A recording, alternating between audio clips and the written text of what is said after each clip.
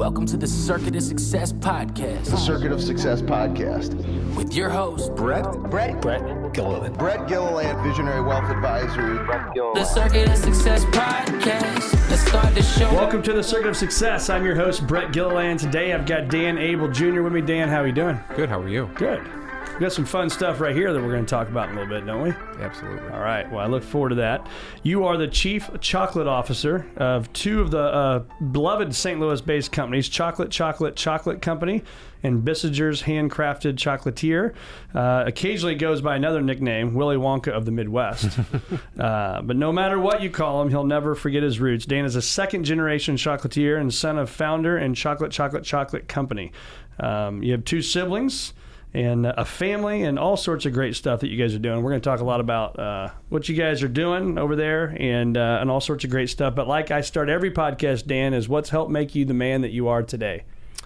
I think that's a good question. You know, I'm one of those people that you learn by doing. I can't read, how to run a business out of a book. I'm sure people can. That's great for them. But so I just think that you've just got to do. Yeah. And whatever it is, if it's a new project. We've done crazy things before where we've bought, spent 7 figures on a production line that we didn't have recipes for or know how to run, but they take a while to build. They take about a year. And I said, we'll just figure it out. Right. And then you get it and you train and you do and you learn and you make mistakes and then and so I just think that that's, getting in there to this morning. I was in so early. I was an hour into doing some work and all of a sudden my alarm went off on my phone. Like I just woke up at 4:45. I said, well, let's just get to work. Let's just get to work. And all of a sudden it's like 5:30. I'm in, and it's I'm like, oh my God, it's my phone going. That's my alarm clock going off. So that's how I needed to get the week going. Yeah. So how do you guys take the risk to do that? Is it just, hey, we're successful so we can do that? Or is it like, hey, I'm going to build the bridge before I start crossing the river, right? It's a hybrid. At the end of the day, with over the years, there's been, different answers to that. In the really, the earlier years when, in the leaner years, you couldn't make as big a risk because, any one of those risks could end you. And then now we have a little bit more flexibility as we've grown and there's some scale that we can do that. But I still don't believe we've ever done anything that would put us under. Let's hope, right? Yeah. Is this table? Yeah, there we go. Right. Yeah. So talk also about the history. Right? I mean, I saw when I was doing my research, which I thought this was so cool. The Bissingers started, we don't know exactly when it was founded, but 350 plus years ago. I think the box here says 1668. Yeah, absolutely. So, and on the side of it, you'll see this fun French word, confesseur impérial, which means confectioner to the empire. And so in 1668, the king appointed Bissinger's the confectioner to the empire, and so that's a good enough time to start the history of the company. I think that works. Yeah, we figured that they probably were around for 10 years or so, had a shop in Paris, and somehow it got back to the Palace of Versailles, or who knows, they opened the day before and they were just the first batch of candy they made was that good. But since they couldn't tweet about it or post on Facebook, nobody knows. I mean, that's amazing. So talk about that. So that was 350 years ago somewhere it started. You guys as a family acquired, I think, in 2019. Is that correct? Yeah. So I literally grew up working in our candy kitchen. So my parents started a company called Chocolate. They named it after my brother, sister, and I. They had 3 kids. And my dad started a candy company after apprenticing for a candy company throughout college and then after college. And he went to school for business. He was the first of his family of generations to be the first non-doctor. Oh, so wow. all the males in his family for like 2 generations, including his father, including his grandfather, which I'll tell you a story about that in a second. But he was the first to say, I don't want to go to medical school, I want to go into business. And he did and went out, went to school in Ohio and just kind of was looking for a job and fell in love with the candy industry. Wow. And the problem they actually kind of really moved him up pretty quickly. He was doing well, so he started in the warehouse in like a pick and pack position where they had 80 stores and then their own chocolate factory. So they would, every Monday they would get a list of orders per store, and he would pull it from the warehouse, put it on the pallets, and then they would go deliver them. And then he worked into manufacturing and into the retail and into sales, and then became one of their vice presidents a couple years after college. And And with that, and I think back to that because I've heard him tell me the story a million times. But then I was like, God, he was salaried. He had benefits. He had all of this, and he was just like, nope, I'm leaving. I'm out. Going home. And he was from St. Louis, and he was engaged to my mom. They were dating long distance for a little bit while he moved up there, and he's like, no, I'm just going to start from scratch and do my own thing. Wow. And he very much, has taught us that, be your own boss. There's really great days with that, and then there's some days you'd be like, oh, this sucks. Yeah, right. So there's pros and cons. There's pros and cons to everything, but he very much always is like, you guys, do it your way and own it. If you screw up, you screw up. But when it works, it feels really good. Yeah. Is he still involved today? Yep. Okay, awesome.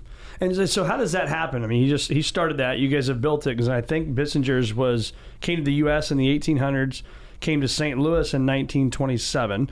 And we know it as a place, right? Great chocolate. We actually have them down the hall, like in wrappers and all sorts of stuff here in the office before this. But so I know that, the place where you can go to a cool wedding venue, right across the river. So that, when we bought the company, so that the family that owned it before us, they had kind of exploded in the catering event business. That was going, so they decided to sell the chocolate side of it. Okay. And then since then, and really COVID kind of put a damper, since then they have sold off the wedding and event business. So that's totally different from that's totally different. I'm it. not sure that's still open. I don't know. It might be. I heard it. I knew it closed. I heard it open, but yeah, that was. I mean, still people talk about getting married at Bissinger's to this day, which is cool. It is cool.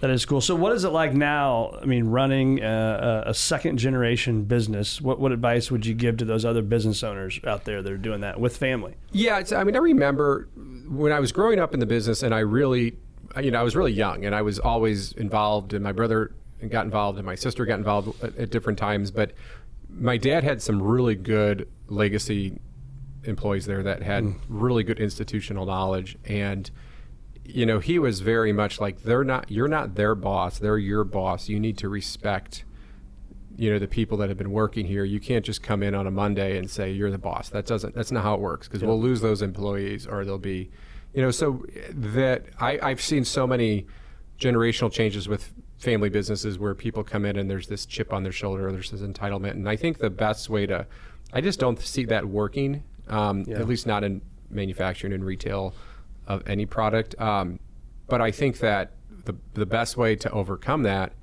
is to roll your sleeves up and work with the team. Yeah. And whether it's packing a box of candy, or mopping the floor, or helping out, if all of a sudden there's 50 people in the store, customers, and where can I jump on the register or pack a box, and just working, and you'll gain so much from that. And that has been how our journey has worked.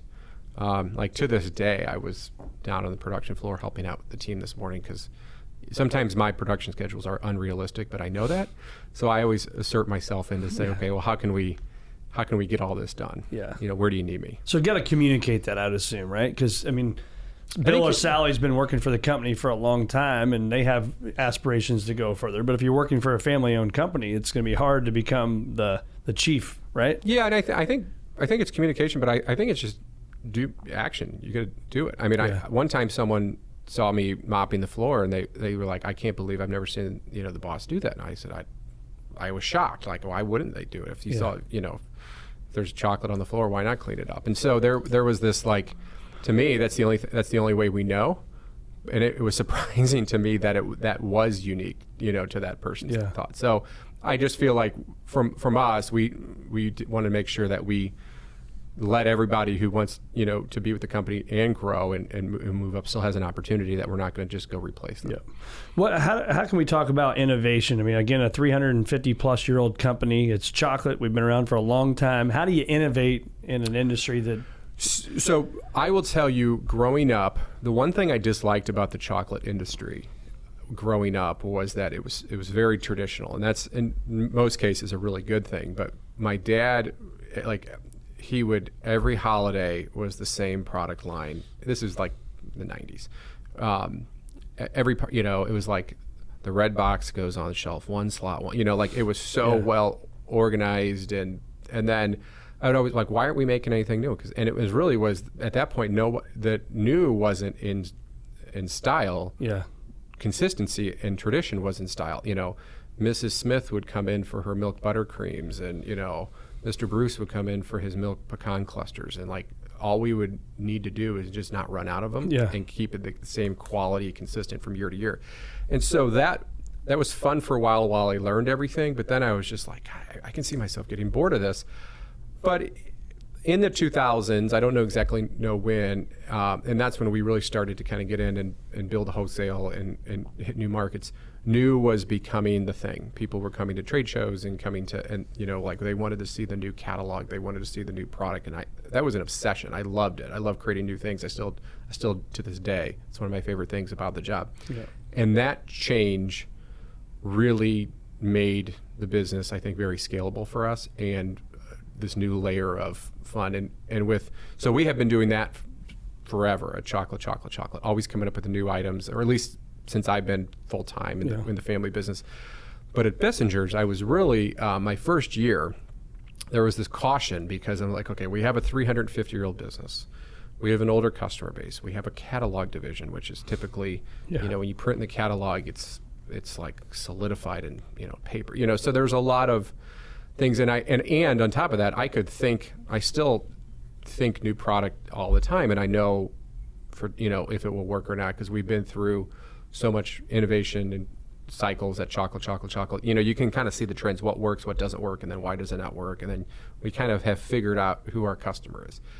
Where Bissinger's, we bought this company, and it had been around for such a long time, and has such a great legacy story, and I was like, God, who is the Bissinger's customer? And I knew I'd figure it out, but my first year in 2019, we did probably like one new product, which was nothing for us. We were very nervous and about just getting the core product consistently perfect and letting the customer not think anything changed.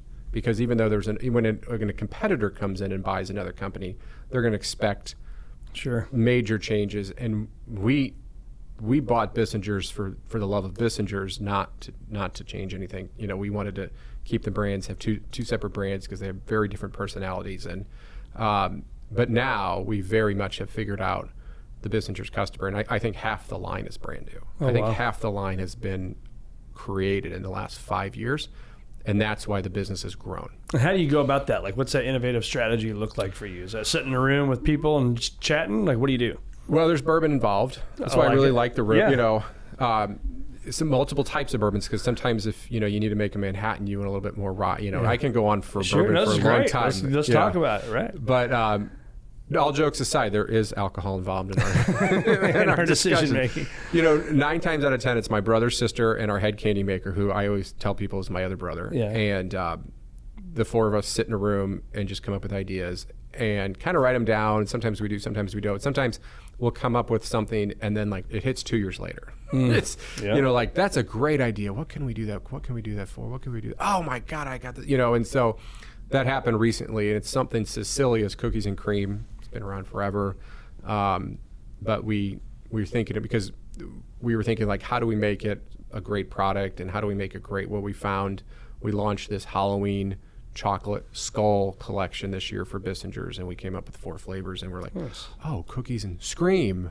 for a skull, and that, you know, so that something had been like brewing for 2 years on that one, and it finally, so we just talk a lot, and we get together and collaborate, and then sometimes we figure out what we think the right fit for the brand is. And then Bissinger's chocolate is made in Europe, chocolate companies, chocolate is made in the United States. So even when we say, okay, we're going to create this product, it still would then fall into the template of the respective recipes and ingredients. And so you got to get that overseas, obviously, then. I'm shooting an email, however you guys do that. And then, and how is that communication going across the pond that, like, this is our expectation, this cookies and scream, and this, you know, we'll work on the packaging and all that kind of stuff. Well, just the raw chocolate comes from Europe, and we make everything in our candy kitchen here. So the chocolate comes over, just pure chocolate, and then you guys turn it into the cookies and scream. Yep. Got it. How important is stuff like this, like packaging? I remember hearing Steve Jobs one time about the iPhone. His biggest thing was you could open up the iPhone and the inside is just going to be just as pretty and sleek as the outside. And so how important is that to you when you're doing all that stuff? It's huge.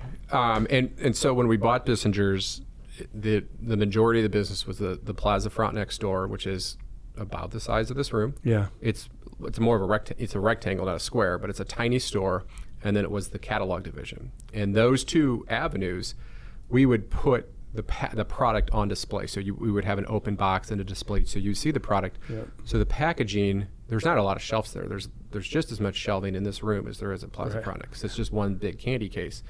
So the packaging it had to be a really elegant packaging, but illustrated style. You didn't actually pick it up and shop it there. Okay. So that was, and then on the website catalog, making a really beautiful photo of the product, whether, like this product, the pumpkin pie bark, we could have on a plated shot with a food stylist that came in. So the packaging, when we bought the company, as long as it was the base box was a high-end elegant box, there really wasn't packaging design need. However, what we did was we kind of flipped things and brought it into, we still have the retail. In fact, we've added more retail. We still have online. Online's grown considerably, but we have really grown in the wholesale. And so being on other people's shelves, Yep. the packaging is the first, second, and third. It's kind of like when they say buying a house, Yeah, location, and then everything else is like the fourth most important thing. Packaging is packaging, and then it catches the eye. Yeah, we have especially to. when you can't taste. I don't know what the chocolate tastes like in there, right? So it's got to look good. So I would say that if we can get you to pick up the box, it's a 75% chance that we've got you. And that's a made-up statistic, but I'm pretty sure I'm pretty close. confident. I'm pretty confident. Like if we can get you to do this, pull it off the shelf, what happens is it's a couple things. Picking it up, we've got your attention. Yeah. And then usually you see the next thing that happens is the flip over. There's two things on the back that's important. And it's different for each person. Usually the price is on the back, but then the ingredients. Yeah. So they want to see either the allergen, if they're allergic to something, or what's in it. So that flip over, if I can get a flip over and I can actually see someone spend time on it, because if it's a flip over and they see the price and they just put it down, it's You're over. done, yeah. But if they flip it over and they're kind of skimming, I feel like we've got them. Yeah. But that's just a transaction. We want a customer. Yeah. So the customer, that's the inside of the box. Yeah. It has to be delicious for them to become a customer. Yeah. What does chocolate mean to people? I think it means a lot of really good things. We found that chocolate is it connects with the greatest times of their lives: anniversaries, birthdays, weddings, Christmas, Halloween, Thanksgiving table, Valentine's Day, Easter. I mean, we have so many great. So we found that we actually relaunched a brand called Mavracos back in 2008. It had been the biggest candy company in St. Louis, in the early 1900s, and we relaunched it and we came up with the product line. And the stories that came in from people were saying that, oh my God, I can't believe this. My husband bought me Mavracos cherries every year for our wedding anniversary, or oh my God, I would get Mavracos pecan burrs on my birthday every year. And so the connection, chocolate connects to the greatest times of your life. And I'm just love that. And that's usually when we know customers, they come in for birth. I mean, it's all positive things. Yeah. Yeah, you're celebrating something, right? Yeah. Talk to us about all the additions to the business. I mean, there has certainly, you got the chocolate, you got Bissinger's, like there's that, combining those two things, two separate companies, but then all the different stuff. So I'm kind of going back to an earlier question, is that room that you and your brother and your sister and your other brother, friend brother, walk us through that. Like, how can the listener that's not in the chocolate business right now, they could be in wealth management or law or accounting, whatever, like, what are you doing to brainstorm, and what's that process like, and how important is it to your success? I'll give you a really long answer if you don't mind. Okay, perfect. I was talking to a good friend of mine a couple years ago, and it was right after Bissinger's. And my dad was, when we were looking to buy Bissinger's, and we did it because we really loved this brand and we heard it was for sale. And I said, this would be a great idea to buy Bissinger's. And so we talked it through, and I, the kind of the pulse of the family is, currently at this stage of the game, we have no outside investors. It's a 100% family-owned company. Before we have this big expansion going on right now, but pre-expansion, we were debt-free, so we really run the business very lean. 99% of the overhead, the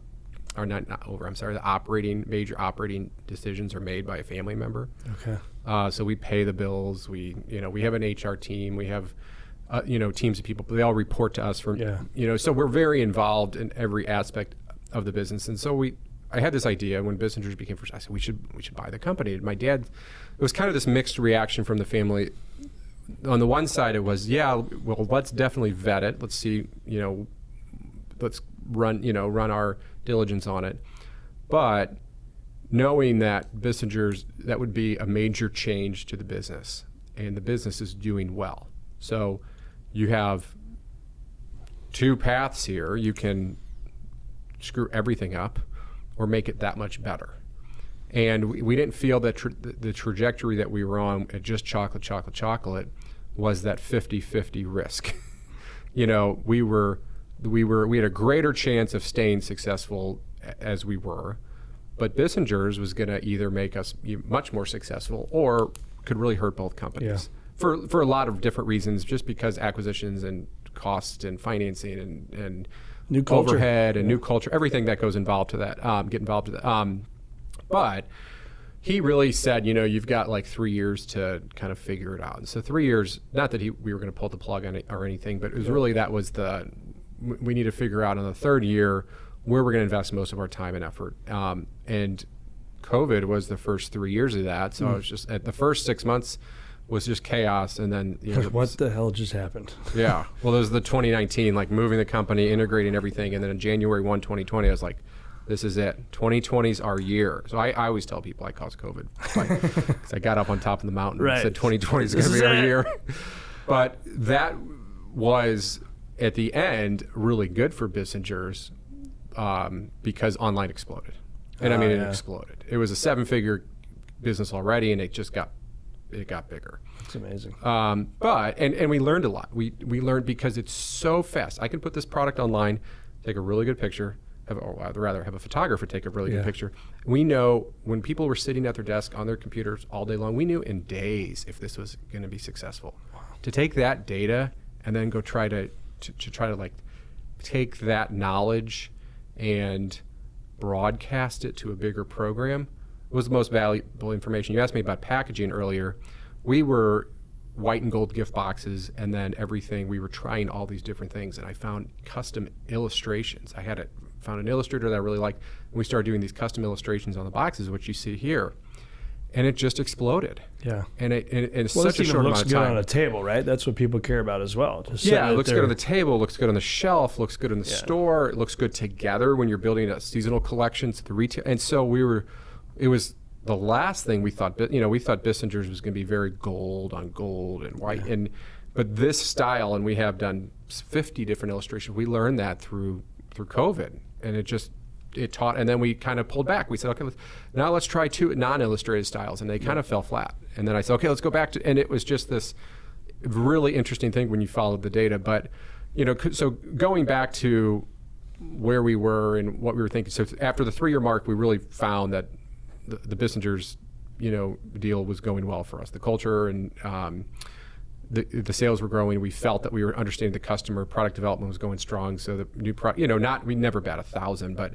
sometimes when you fail at a new product, it's still good because people like to see new things in the catalog. So even if it doesn't sell well, as long as people didn't dislike it, it's a good thing, right? Yep. So we were starting to max out space.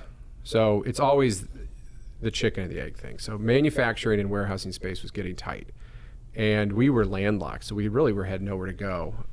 So we started kind of talking to some neighbors that had buildings next to us on the hill, because 3 years before that we bought a building 3 doors down. So we have 2 separate buildings that we operate today. And so we were like, well, what do we do? What do we do? We really don't want to move. We've got so much, invested into this. We have machines that can't move, just some of them from Europe. So there's a lot of moving parts. And through a series of conversations, we convinced our neighbor, which was at a tool and die shop, to relocate their operation and sell us their land, which that happened in middle of last year, and we closed on the deal in February of this year. Oh, cool. So as we had talked, like, well, what happens if we get this property next door? What do we want to do? And so we knew we wanted to expand over. So we ended up tearing down the building was the best, and then we started drawing it out, which was the new space is going to give us about 35,000 square feet. Wow.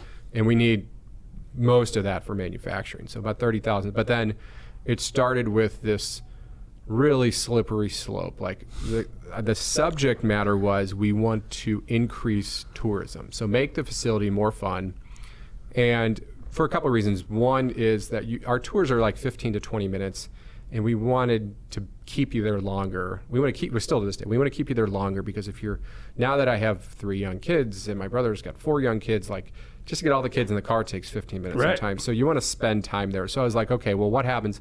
What should we do? Maybe we'll open like coffee and tea and do a cafe, sandwiches. So that's where it all went downhill.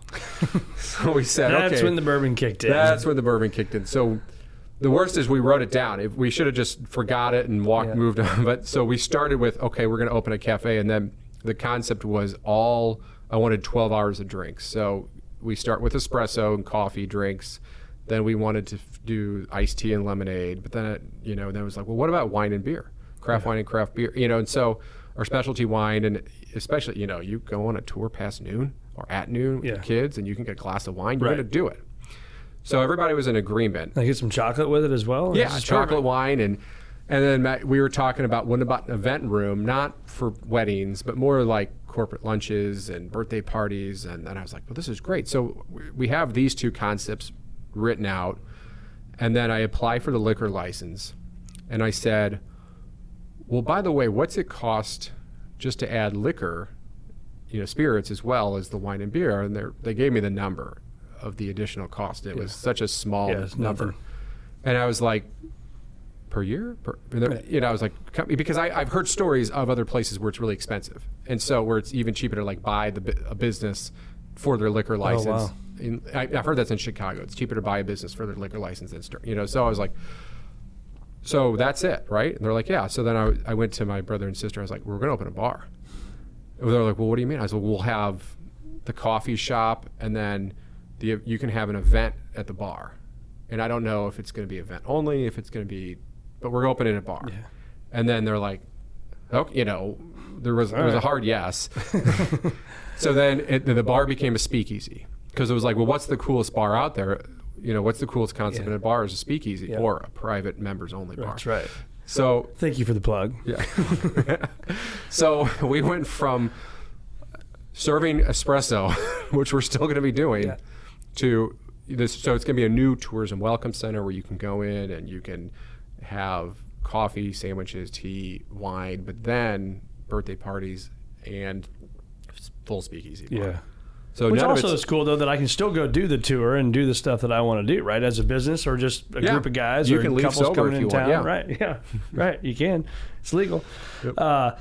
So when you get, what inspires you? Like, what gets you going every single day to show up and, do the stuff that you do? I think I love building things. I've always loved manufacturing and making stuff, and I just love building things. I can never, like, the status quo is never enough for me. And sometimes I have to pull back, because when I look at them, if we made 1,000 units today, I want 1,200 tomorrow. And sometimes if we're short 5 people, and I'm like, well, why didn't we? Oh yeah, we're short. So sometimes I have to pull myself back to reality, and I don't really know what the answer is. So, and that goes back to what I was thinking to myself, where I think I started telling this story when a good friend asked me a couple years ago, what's next? And it was like Bissinger's was at that 3-year mark, and things were going really well, and we were growing. And I said, I don't know. I don't really know. Like, this building next door hadn't come up yet, and we didn't want to go into another we looked at 3 acquisitions and kind of moved away from all of them. And I was just like, I don't know. It was kind of like the business was starting to be a business again. Yeah. Like, it was starting to move, like, run smoothly. Things were cash flow positive, and everything was, like, coming out of COVID and into 22 into 23. And then, like, a month went by, and I got bored. It gets stir crazy, and I'm like, okay, let's go do something stupid. Let's convince our neighbors to leave. Yeah, let's convince our neighbors to leave. And so, yeah. But that's that. Visionary Wealth Advisors is the name of our firm. So visionary. That's that visionary leader, though, that you are, right? That's what gets you up in the morning. That's what keeps you going, and that's also what's going to build the business. Is that fair to say? Oh, for sure. Yeah. And I always say I have these 3 a.m. thoughts, so I write them down now instead of texting someone at 3 a.m. Yeah. So I'll wake up in the middle of the night and I'll be like, oh my God, we should do this. Yeah. So I'll just quickly make a note on my iPhone, and then try to go back to bed. Yeah. And if not, I'll just go into work and That's why I'm like, hey Siri, remind me at 8 a.m. of boom, boom, boom, boom, boom. So I don't have to type anything. Just Siri can remind me, and then I'll remember in the morning. So, see there, she just said boom, boom, boom tomorrow at 8 a.m. So tomorrow at 8 a.m. I'm like, what in the hell is that? So help me understand too. I thought this was cool, just thinking about it at least, was, so how do you approach a company? You said they were already for sale, but a business has been around 350 years. How do you and the family say, this will be fun. Let me go out and buy a 350-year-old company, and we can pull this off, and we can do it, and we can be successful with it? So Bissinger's was unique to us because if we I have to rewind a little bit. In 2008, I worked for the company all throughout high school and college. But in 2008, Chocolate. Yeah, I graduated college in 2008 and came in full time, which was kind of funny. Like, started into the business and then Great Recession. Right.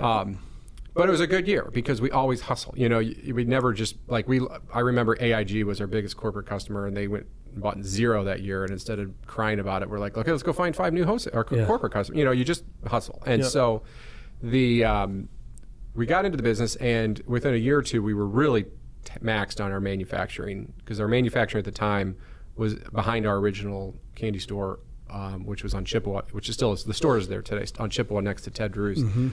So we were thinking, what's the next phase for expansion?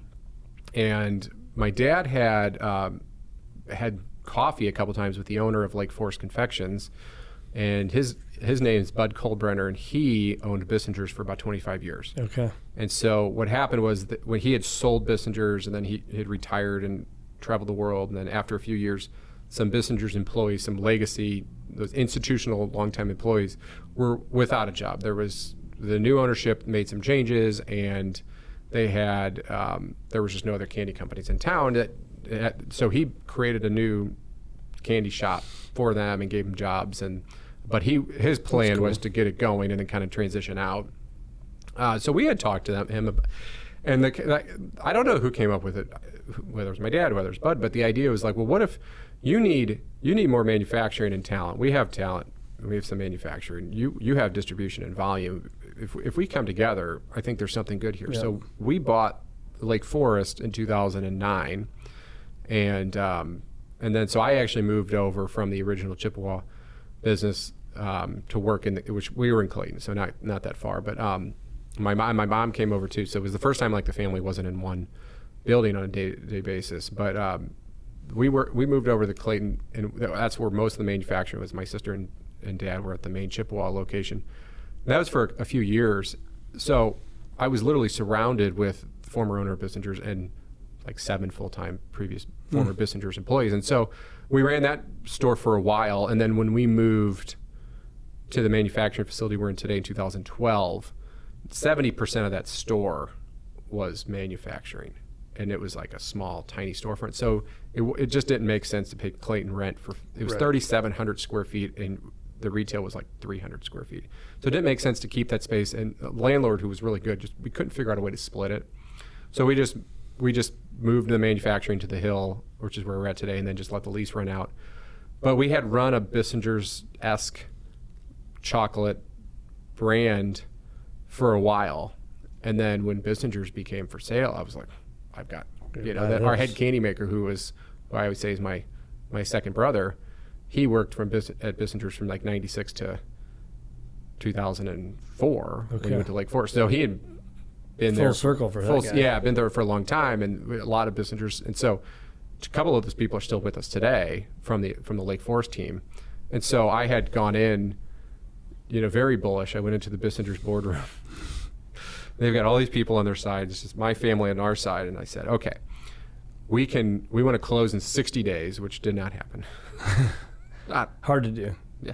No, it was easy to do, hard for them to do. Okay. Easy for me. I could have done it. And then one of the advisory board members said, well, I don't understand. You just on a Monday, you think you can buy the company, and on Tuesday, you think you can make the product? And I was just, I said, that's the easy part, guys. I said, we've got that. And everyone kind of looked at it, and then I explained, why. I was like, we have the original Bissinger's team. You don't. That's good point. Yeah, They didn't take it as well as you did, but yeah, they were like, oh, okay. So, but that part, we really were familiar with Bissinger's. That's awesome. And then you just work out a deal, and however many days later you close, and now you own a 350-year-old company. So married, 3 kids, right? Yep. How old are your kids? 6, 4, and almost 2. Ooh, you're in a busy stage of life. Yep. So how do you, as a entrepreneur, business owner, guy that I assume seems like doesn't turn it off, like me, it's hard to turn off the business brain, and because you're always thinking and strategizing, how do you turn it off and set that aside and go home and be a dad and be present? Well, if you ask my wife or if you ask me, you'll get 2 very different answers. But She's like, he doesn't. It's always on his phone. Right. I always take pictures of her on her phone. I'm like, see, it's 50-50 here. But I believe getting home at 5 o'clock is very important. Yeah.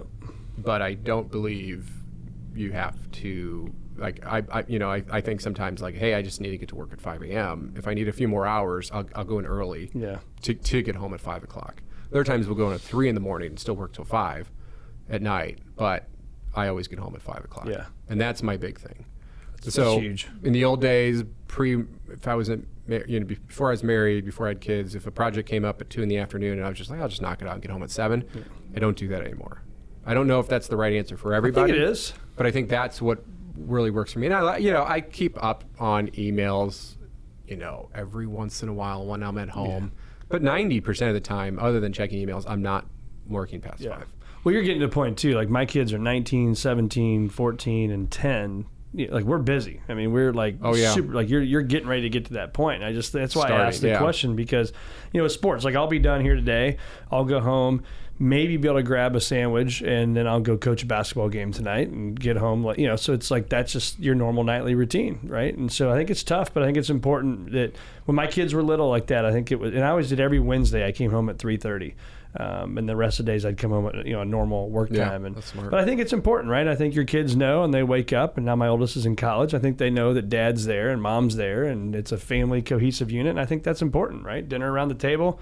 It's a big deal in today's world, right? We always, like, my daughter has like a little toy phone, and so we always joke like electronics are not at the table. And that includes me putting my phone away. Put it away. Yeah.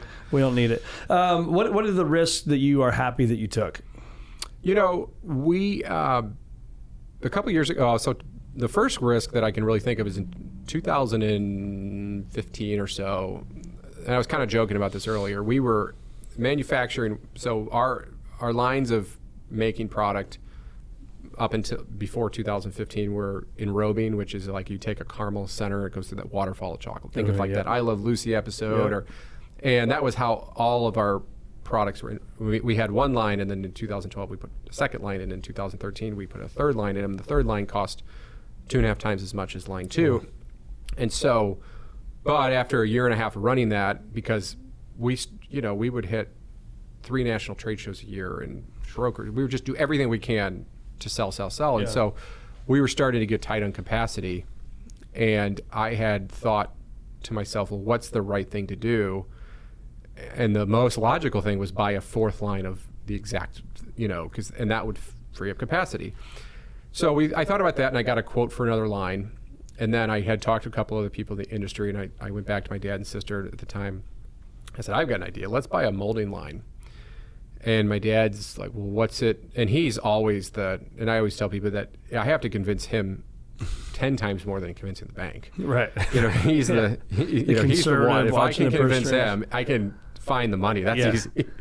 So I said, let's buy this molding line. Oh, well, what's it do? I said, well, it makes and I gave him examples of, which is all like the pieces in this collection. And he said, well, do you have recipes for it? And I said, no. I said, we got a peanut butter recipe. Well, how much peanut butter do we make? 1% of our business is peanut butter. So he's like, well, that's not, well, how much does it cost? Is it cheaper? I said, no, it's like twice the cost. And he said, well, for 1%. Yeah, and he goes, well, can you do other things? I'm like, no, we can do other things. We'll do truffle centers and caramel centers and maybe chocolate bars and maybe molded pieces. But if we do a lot of these molded pieces, that'll take away from enrobing capacity for our boxed chocolates. And he said, so can you come up with a recipe? I said, yeah, I can come up with a recipe, so I'll just have to do it. And he said, well, then how much are the molds? Oh, that's the trick. It's about $8,000 a set of molds per shape. Well, how many shapes do you want? Well, a few. So, okay, well, you have to add that to the cost. I said, yeah, I know. I mean, it was just this dialogue, and he was like, so it's not double the cost of the line, it's triple the cost when you add, and I said, okay, well, that's fair. But if I would have told you triple originally, you wouldn't have gone for it. So, and then it was this like, well, do you know how it works? I said, no, but they'll teach us how it works. Like train, and it was just like as I look back and I retell the story, like, well, I don't know how the hell he thought this was a good idea. Yeah. But he did, and he went with it. He felt that I got my sister and brother involved, and we did some research, and we had the manufacturer send us proposal and quotes, and that level of diligence that we did and that level of research convinced him, and then getting the money was, I wouldn't say easy.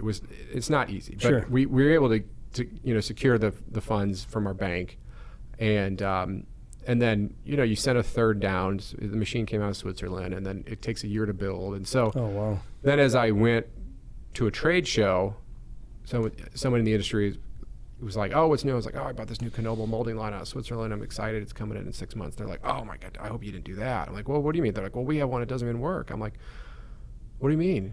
And I said, yeah, I mean, we can never figure out how to make the thing work. And that you should just bought mine if you really wanted it. And I was like, uh-oh. So then I started talking to other people, and I was like, so I actually talked to an engineer that went out to his facility, and he goes, he goes through a new plant manager once a month. Like, you can't, he goes, these machines are all over Europe. So then our machine was coming in, and he called me, and he's like, well, hey, are you still interested in buying my machine? I said, no, I just bought this machine. And I said, I said, well, what do you want for it? And he, say the new one, he wanted like 70% of the cost of a new one, and his line was 5 years old. I was like, well, I would never go for that anyways. And then like 6 months later, he called me, and he was like, I think they were a little cash crunch. Yeah. So he's like, well, how about this price? And I was like, well, send me a list of what it comes with. And it had like $50,000 worth of molds with it. And so I told my dad, I was like, hey, I think we should buy this second machine. And he's like, we don't even have the first one. I go, yeah, but Dad, it's free.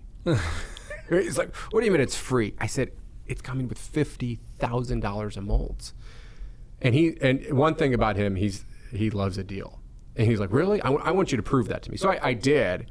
And then the next day he's like, write a check. And so we bought the second one before the first one came in and installed it, taught ourselves how to use it because we still had not been trained. Started making chocolate bars on it, which we never thought we would be in the chocolate bar business. And then the first one came in and they like properly trained us. And I was like, oh yeah, by the way, we have that one too. That's amazing. And now we have 3. And then the third one we bought was like 5 times the cost because that just gives you more supply.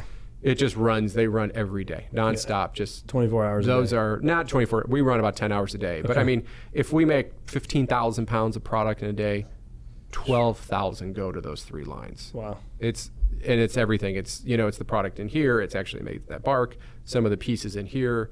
It's the most. And so that was the most transformative time because we couldn't.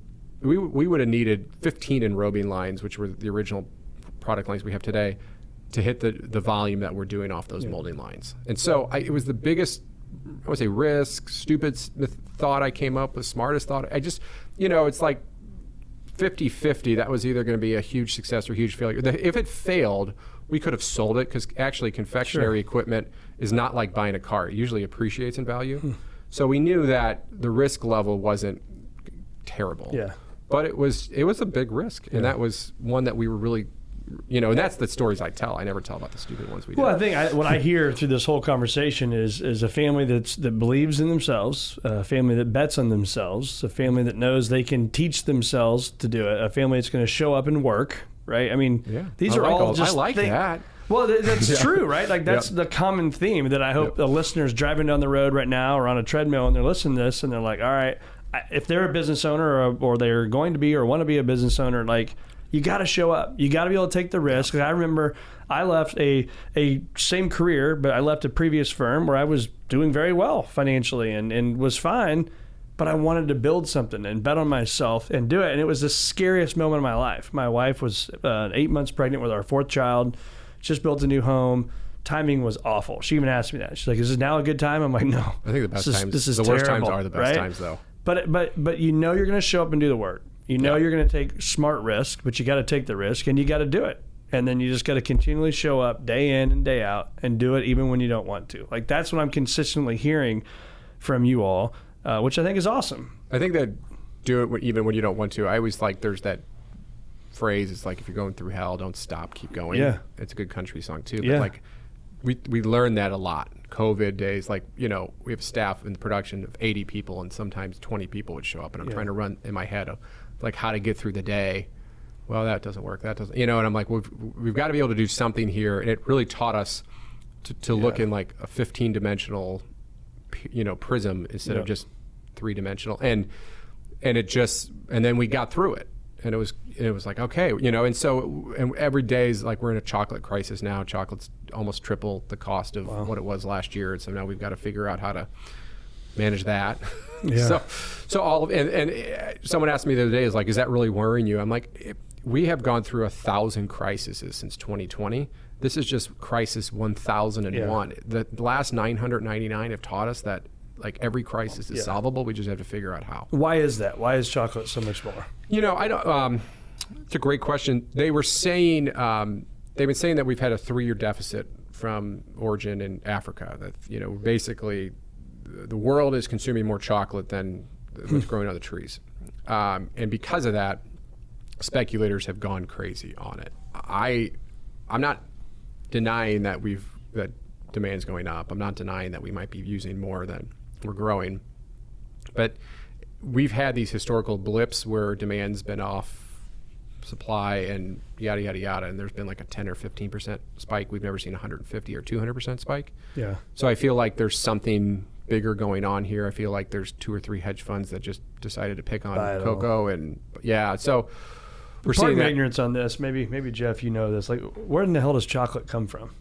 So what's the history of chocolate? The majority of cocoa is grown in Africa. Okay. I think it's like 65%. You can only grow cocoa 10 degrees north or south of the equator. And I always, like, if you took a globe and you took a Sharpie, take a really nice globe to get that Sharpie and just go 10 degrees north and 10 degrees south. That's where the bandwidth is of making. Most of that's water. Okay. So you have really South America, Africa, and over in Asia, specifically Vietnam. The Asian crop never leaves Asia. Okay. They're going to consume all of it. Vietnamese cocoa never leaves Asia. So it's really what you would go buy at a grocery store, whatever you buy, get chocolate. Most of that's either going to be South American beans or African cocoa beans. And so in Africa specifically, it's the Ivory Coast and Ghana. Those are the 2 major producers. There are some things going on in Ghana, like there's all this illegal diamond mining, which puts putting arsenic in the soil, which is killing cocoa plants. But I just don't. I feel like the story we're hearing over here versus what the speculators are doing is not adding up. It's 1 + 1 should not equal 7. Yeah. But I think it's gonna drop. We're seeing it drop. We used to be around the $3,000 mark per ton. It hit 11,700 at one point this summer. Yeah. And then it dropped. We're like in the 8,000s today. So you're like bourbon. I keep bringing up bourbon. It's like, you know, you get a bottle of Blanton's, it should be like $80, and you're paying like $200 for it now. It's like, come on. It's like ridiculous, but so good though. So my chocolate, my bourbon is more expensive than it was a year and 2 and 3 years ago. So maybe that'll change. Well, this is awesome, man. So I always talked about fears. How many of the fears you and your family have put in your mind, or let's specifically just even say you? Shout out to my son Drew for these glasses. I was just going to say, these are the best cups I've ever. Good job, Drew. Ever had. Altoff Catholic High School for the shout out there in his pottery class. Anyway, he knew we needed new glasses versus the coffee mug, so we got this. What was I saying? I remember what I was saying. Fears. Fears. How many of the fears you've put in your mind have actually blown up to the magnitude you put them in your mind to be? That's a great question. I think. We're still standing, so I think that everything's been achievable. Yeah. We've lost customers over the years. We've gained new customers. I'm trying to think if there's anything that has what hurt the most. I don't know. There's always so much noise. I feel like sometimes if I get really frustrated and I go to bed, usually wake up the next day, it's like a new day. Yeah. And so there hasn't been much that has kept me down for more than, that 24-hour cycle. Yep. But because of that, there's just so much noise going on. Like and good noise. We have like our team is building the bar concept right now. I just popped over before I came here. I popped over to see our new bar being built, and then we have 5 retail stores going on, and this online, the Thanksgiving catalog hit this week, so the online sales are really strong, and tours are off the chart. We still get public tours. It hasn't hit that new level with the cafe yet. So tourism, I was in the plant today, and there was just tour after tour. And so there's always there's so much positive that I always, sometimes when I get really frustrated, I have to literally take a step back, and I said, well, okay, sales are good online, and stores are doing well, and the team's doing well, and production's great. Yeah, okay, we're behind on this, but it's we'll just communicate with the customer, and it gets me through. But I feel like the chaos of buying Bissingers and pulling it off, and what a feeling, COVID has made us feel that don't sweat the small stuff as much. God forbid something happens in the future that hopefully we'll just be prepared for it. Yeah, love it. Where do our listeners find more of Dan Abel Jr.? Are you out there in the world where you want people to contact you, or they just go through the company websites? Company website. I'm also on LinkedIn, and I used to joke with people because of COVID, I don't even carry business cards. So right. This is me coming out into the world. Usually I'm in my 4 walls. Right. Yeah. Love it. Well, thanks for being here on the Circuit of Success. Been awesome having you and hearing the story of a 350-year-old company, plus the company that your dad started, named after you kids. And this, again, showing up, betting on yourself, believing in yourself, and just doing the work every day. It's awesome. So lucky to have you here in St. Louis, man. Thanks for being here. Thank you so much.